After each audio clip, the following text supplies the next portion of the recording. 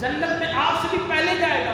رسول نے فرمایا ہاں مجھ سے بھی بلال پہلے جائے گا۔ آقا وہ کیسے؟ رسول علیہ السلام نے فرمایا جب جنت کا وقت آئے گا نا، حساب کتاب ہوگا، میں اونٹ کے اوپر سوار ہوں گا اور اس اونٹ کی مہار ہوگی نا وہ بلال حبشی کے ہاتھ میں ہوگی، اور آگے آگے بلال حبشی ہوں گے، پیچھے اونٹ کے سوار میں محمد جنت میں لاؤں گا۔ ایک مرتبہ لوگوں نے کہا کہ یا حضرت آقا یا رسول اللہ یہ تو قد کے بھی چھوٹے ہیں، رنگ بھی کالا ہے، شین کو سین پڑھتے ہیں، مہربانی فرمائیں کسی خوبصورت لفظ والے کو چڑھا دیں، اذان دے۔ حضور علیہ السلام نے فرمایا پھر خود چڑھا دیں۔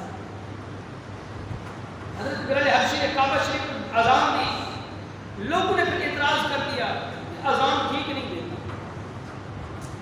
تو حضور علیہ السلام نے فرمایا اچھا بلال اذان نہیں دے گا، اپنا مؤذن تبدیل کر لے۔ صبح ایک ایسے شخص نے اذان دی جس کی آواز بڑی خوبصورت تھی، اذان دی گئی لیکن سورج طلوع نہیں ہوا۔ اللہ کی طرف سے فرشتہ آیا، آقا اذان نہیں ہوئی، اذان ہوئی ہے، بڑی خوبصورت ہوئی ہے۔ آقا اللہ حکم دیتا ہے جب تک بلال اذان نہیں دے گا میں رب سورج بھی طلوع نہیں کروں گا۔ یہ میرے حضور کے غلاموں کی شان ہے، بتائیں یہ شان بلالی ہے، میرے آقا کا عالم کیا ہوگا؟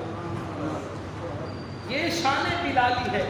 حضرت سیدنا عمر بن خطاب آپ بازار میں جا رہے تھے، آگے آگے بلال تھے، خطاب حضرت بلال حبشی کو یا سیدی اے ہمارے سردار، یہ جو حضور کے ساتھ جس کی نسبت ہو گئی اس کی تو خواب بھی ہمارے سروں سے اوپر ہے، جو حضور کی صحبت میں آ گیا، جو حضور کی محبت میں آ گیا، جو حضور کی صحبت کے اندر آ گیا تو پھر اس کی شان ہی بڑھ گئی ہے۔